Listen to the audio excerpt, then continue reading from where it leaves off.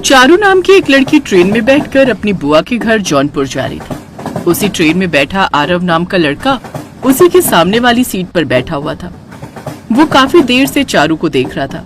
कुछ देर बाद चारू की नजर भी उस पर गई तो वो भी उसे देखती रही। आंखों ही आंखों में दोनों को पहली मुलाकात में ही एक दूसरे से प्यार हो गया। आरव एक अच्छे घर का लड़का था तो वहीं चारू थोड़ी गरीब घर से थी। हेलो, मेरा नाम आरव है और आपका? जी चारू। बड़ा ही प्यारा नाम है आपका। फिर उसने भी आरव से उसका नाम पूछा और इस तरह वो दोनों एक साथ ट्रेन में बैठकर बातें करने लगे। तभी चारू का स्टेशन आ गया। अरे देखो ना, बातों बातों में सफर का पता ही नहीं चला। वैसे तुमसे मिलकर अच्छा लगा। क्या आपका नंबर मिल सकता है? जी अच्छा, तो मुझे भी लगा आपसे मिलकर, पर मेरे पास फोन नहीं है। अच्छा चलो, कोई बात नहीं। आप वापस कब आओगी? मैं उस दिन यही तुम्हारा प्लेटफॉर्म पर इंतजार करूंगा। 2 दिन बाद, परसों सुबह 9 बजे की ट्रेन है मेरी। ये सुनकर चारू अपनी बुआ के घर चली जाती है और 2 दिन बाद जब चारू अपनी बुआ के यहाँ से वापस आती है तो आरव उसे प्लेटफॉर्म पर बैठा हुआ मिलता है। अरे आरव, तुम यहाँ कैसे? बस तुम्हारा इंतजार कर रहा था। देखो, तुम्हारे लिए फोन लेकर आया हूँ। प्लीज अब बिल्कुल भी इनकार मत करना। पहली बार तुम्हें कोई गिफ्ट दे रहा हूँ और यूँ समझो कि ये मैं अपने लिए ही कर रहा हूँ ताकि मैं तुमसे कनेक्ट रह सकूं। वो उससे फोन ले लेती है। अब वो दोनों डेली पूरे दिन आपस में बात करने लगे। कुछ समय बाद दोनों में प्यार काफी बढ़ गया और कुछ दिन बाद चारू और आरव की शादी हो गई और चारू अपने अमीर ससुराल में आ गई। अरे चारू, मेरा लंच पैक कर दो, मैं ऑफिस के लिए लेट हो रहा हूँ। जी बस ला रही हूँ। और चारू जल्दी से उसे टिफिन पैक करके देती है, जिसके बाद आरव अपने ऑफिस चला जाता है। वहाँ जाकर उसे पता चलता है कि उसके ऑफिस में आज शाम को ऑफिशियल पार्टी है, जिसमें उसकी वाइफ को लाने के लिए भी सभी दोस्त उसे फोर्स करते हैं। शाम को घर पर आकर वो इस बारे में चारू से बात करता है। अरे चारू, आज मेरे ऑफिस में ऑफिशियल पार्टी है। यार, सब लोग बोल रहे थे कि भाभी को भी लेकर आना, तुमसे मिलने की जिद कर रहे थे। मैं और आपकी ऑफिस की पार्टी में? अरे नहीं बाबा, आप ही चले जाओ। मेरे पास कोई अच्छी ड्रेस भी नहीं है, क्या ही पहनूंगी। अरे कोई भी साड़ी पहन लेना, अब प्लीज मना मत करना।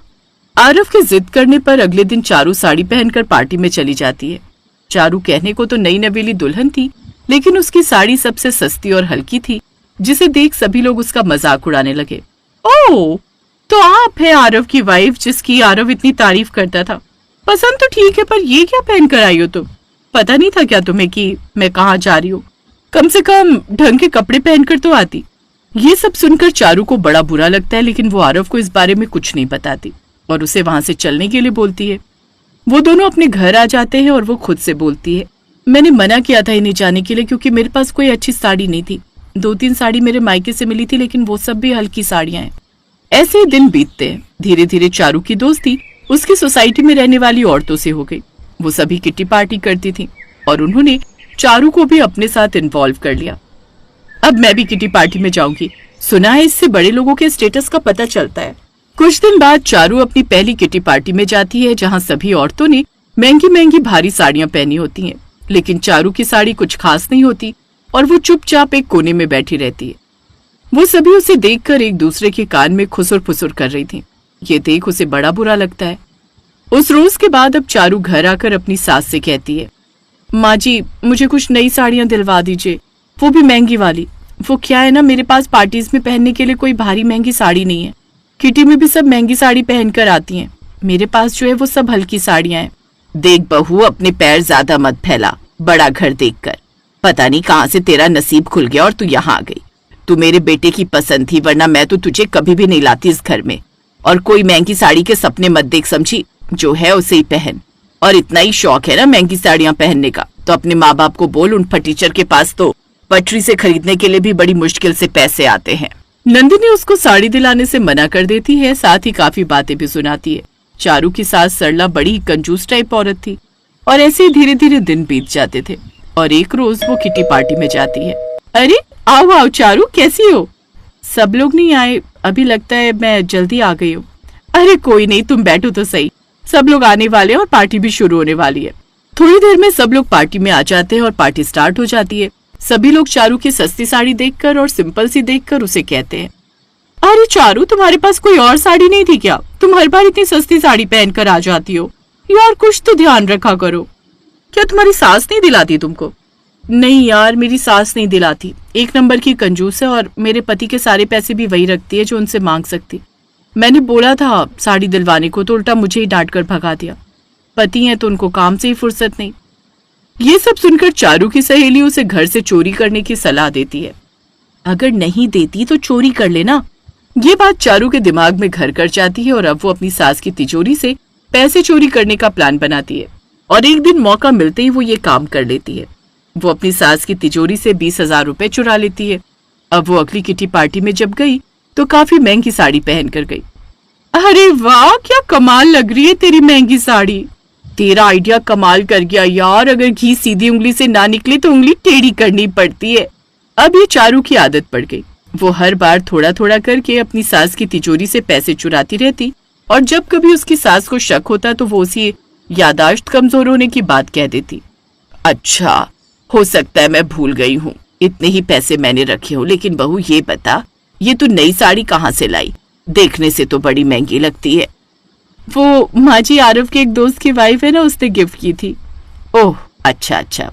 अब वो हर बार पार्टी में नई नई महंगी साड़ी पहनने लगी और फिर एक दिन, सासू माँ मैं पार्टी में जा रही हूँ, घर का काम हो गया है सारा, जल्दी आ जाऊंगी।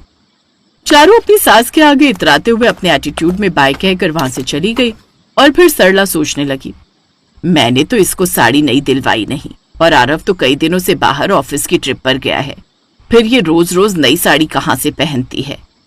ये शायद अपने मायके से लाई हो। वो कंगले तो क्या ही देंगे, कुछ तो गड़बड़ है। चारू उनकी तिजोरी के पास जाती है और उस रात हार चुराने लगती है।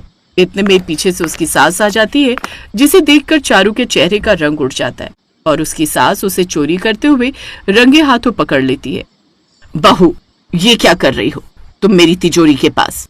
वो सासू माँ, पता नहीं आपकी तिजोरी खुली हुई थी, पता नहीं कैसे बस उसको ही बंद कर रही थी। अब भी झूठ बोल रही हो तुम बहू, तुमको मैंने रंगे हाथ पकड़ा है चोरी करते हुए। सासू माँ, आप कैसी बात कर रही हो? मैं चोरी, आपको कोई गलतफहमी हुई है। मैं कैसे भला आपकी तिजोरी को हाथ लगा सकती हूँ? अब बस भी करो बहू, कितना झूठ बोलोगी। अब समझ आया, तुमने अपने महंगी महंगी साड़ियों के शौक पूरे करने के लिए अपने घर में चोरी करनी शुरू कर दी। मैं तो बहू बस तुमको आजमा रही थी कि तुम क्या कर सकती हो। मेरे ऐसे कहने पर मैं तो तुमको अपने घर की सारी जिम्मेदारी दे देती, पर तुमने तो मेरा विश्वास ही तोड़ दिया। तभी आरव भी वहां आ जाता है। मुझे नहीं पता था चारू, तुम इस हद तक गिर जाओगी। निकल जाओ मेरे घर से, मुझे तुम जैसी औरत नहीं चाहिए।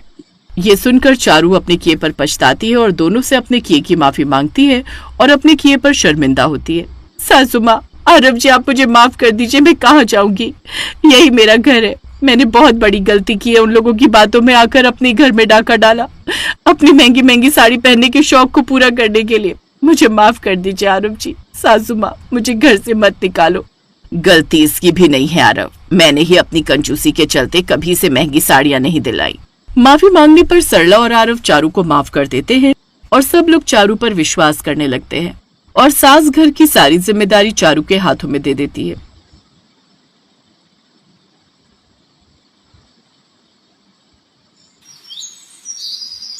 एक दिन सीमा अपनी माँ की महंगी बनारसी साड़ी पहने फर्श पर पल्लू लहराते हुए अपने कमरे से बाहर हॉल में अपनी माँ के पास आती है। यहाँ पर उसकी माँ रेणुका सब्जी काट रही होती है। सीमा अपनी माँ से कहती है, माँ बताओ मैं आपको इस साड़ी में कैसी लग रही हूँ? मैं लग रही हूँ ना जवानी में दीवानी दीपिका पादुकोण? तू सवाल पूछती ही क्यों है जब जवाब खुद ही देना होता है? और क्यों मेरी साड़ी का पोछा बनाकर पूरे घर में डोल रही है? मालूम भी है ये कितनी महंगी साड़ी है? हाँ मालूम है कितनी महंगी साड़ी है, 700 रुपए में तो ली थी आपने।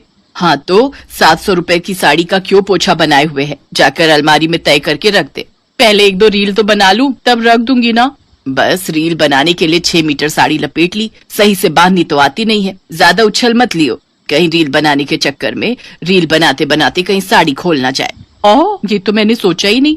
साड़ी पहनने का इतना शौक है, लेकिन ना तो साड़ी ढंग से पहननी आती है ना संभालनी, और आएगी भी कहाँ से? दिमाग में भूसा जो भरा है।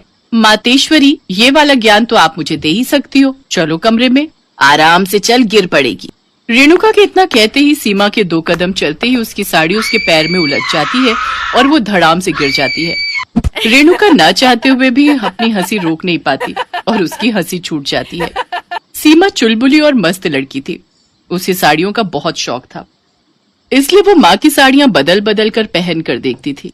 एक रोज वो अपनी माँ के साथ शॉपिंग के लिए गई। वो साड़ी की शॉप पर जाती है। वहां उसे एक साड़ी बहुत पसंद आती है। सीमा दुकानदार से कहती है, सुनिए, इस साड़ी का क्या रेट है? ये 8,000 रुपए की है। सीमा ये सुनकर उस साड़ी से दूर हट जाती है और कहती है, इतनी महंगी? ये साड़ी ही है ना? नहीं, ये बनारसी साड़ी है नालायक। देखिए, ये लास्ट पीस है बनारसी साड़ी का। यदि आपको पसंद है तो मैं इसका रेट कुछ आगे पीछे कर दूंगा। नहीं, वैसे भी कितना आगे पीछे कर देंगे? माँ तो 2,000 से ज्यादा की साड़ी कभी लेती ही नहीं है। 8,000 की साड़ी, वो भी बनारसी साड़ी, दूर की बात है। नहीं नहीं, कोई खास नहीं लग रही। ये तो ऐसे ही देख रही थी। 8,000 में एक लेने से तो अच्छा है मैं 1,000 की 8 साड़ियां ना ले लूंगी। हाँ माँ, सही कह रही हो। दोनों माँ बेटी कुछ देर में शॉपिंग कर वहाँ से निकल जाती हैं। समय बीतता है। सीमा की शादी अरविंद नाम के लड़के से हो जाती है और शादी के बाद सीमा तरह तरह की साड़ियां पहना करती। एक दिन सीमा की सास रवीला उसे अपने कमरे में बुलाकर कहती है, बहू, कल घर में कुछ मेहमान आ रहे हैं, तो तुम मेरी अलमारी में कुछ नई साड़ियां रखी हैं, उसमें से तुम्हें जो पसंद हो वो अपने लिए निकाल लो।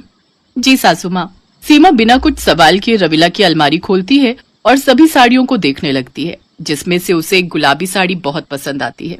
गुलाबी साड़ी निकालते हुए और दिखाते हुए अपनी सास से कहती है, माँ जी, मुझे ये साड़ी बहुत पसंद है। ये साड़ी मुझ पर अच्छी लगेगी ना? नहीं।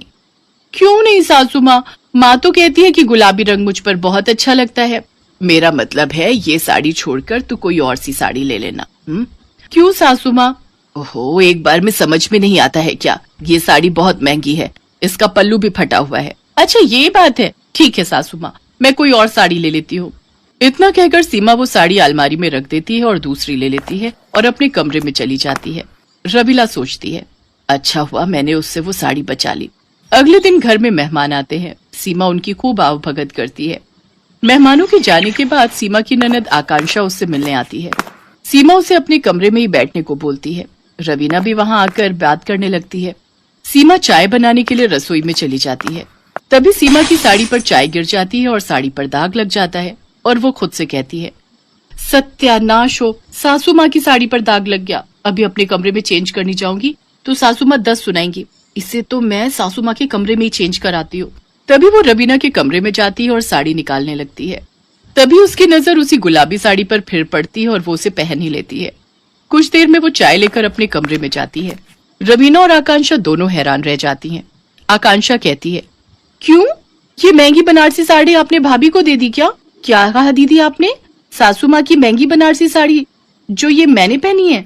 हाँ बिल्कुल, माँ ये साड़ी किसी को नहीं देती, फिर आपने कैसे पहन ली? ये साड़ी महंगी है ये तो सासू माँ ने कहा था, लेकिन ये साड़ी बनारसी साड़ी है ये बात सासू माँ ने बताई ही नहीं। तभी ये साड़ी लेने से सासू माँ ने मना किया था। बहू, मैंने तुझसे मना किया था, फिर भी तूने ये साड़ी कैसे ले ली? हालात ही कुछ ऐसे बन गए थे, मुझे ये साड़ी पहननी पड़ी। लेकिन आप ऐसे गुस्सा क्यों कर रही हैं? सासू माँ बिना कुछ कहे ही गुस्से में वहां से चली जाती है। तभी आकांक्षा कहती है, ये बनारसी साड़ी उनकी जिंदगी की सबसे महंगी साड़ी है। बनारसी साड़ी तो महंगी होती ही है, इसमें क्या बड़ी बात है? बड़ी बात तो ये है कि पूरे 20,000 रुपए की है, जो माँ ने जिद करके पापा से खरीदने को कहा था और ये वादा भी किया था कि ये साड़ी किसी को कभी पहनने को नहीं देंगी। क्या? मैंने तो ये महंगी बनारसी साड़ी पहन ली। वही तो भाभी। ऐसे ही 2 दिन का समय बीत जाता है। उसकी सासू माँ उससे कुछ नहीं कहती। ये देख सीमा काफी परेशान हो जाती है और अरविंद से बात करते हुए कहती है, देखो अरविंद, मैंने सासू माँ की गलती से बनारसी साड़ी क्या पहन ली। वो मुझसे नाराज है, कुछ बोलती ही नहीं है। तो तुम जाकर के बात क्यों नहीं कर लेती? और 2 दिन हो गए हैं, तुमने अभी तक माँ की साड़ी भी वापस नहीं की। हाँ नहीं तो, जब से पता चला है वो साड़ी 20,000 की है, मैंने तो उसे तय करके उसी कोने में रख दिया है। और फिर सासू माँ के पास जाने में भी तो डर लग रहा है। साड़ी लो और चलो मेरे साथ। तभी सीमा साड़ी लेकर सासू माँ के पास जाती है और साड़ी को अपनी सास को देते हुए कहती है, सासू माँ मुझे माफ कर दो और अपनी महंगी बनारसी साड़ी वापस ले लो। माँ, इसको पता नहीं था कि इतनी महंगी साड़ी है, नहीं तो ये नहीं पहनती। कोई बात नहीं बहू, आज तक मैंने ये साड़ी किसी को पहनने नहीं दी, लेकिन जब आज तूने ये साड़ी पहनी तब मुझे मालूम पड़ा कि ये साड़ी मुझसे ज्यादा तुझ पर जच रही है। यानी माँ, आप मुझसे नाराज नहीं हो? नाराज तो मैं तुझसे बहुत थी, पर अब नहीं। मैं तो खुद अभी तेरे पास आने वाली थी ये कहने के लिए। अब ये महंगी बनारसी साड़ी तू ही रखना, मेरा तोहफा समझकर। सीमा, तुम तो खामखाई डर रही थी। थैंक यू सासू माँ। इतना कहकर वो अपनी सास के गले लग जाती है। स्टोरी पसंद आई होगी तो वीडियो को लाइक कीजिएगा। ऐसे और भी मज़ेदार कहानी सुनने के लिए चैनल को सब्सक्राइब कीजिएगा, शेयर कीजिएगा। थैंक यू फॉर वॉचिंग बचपन टाइम।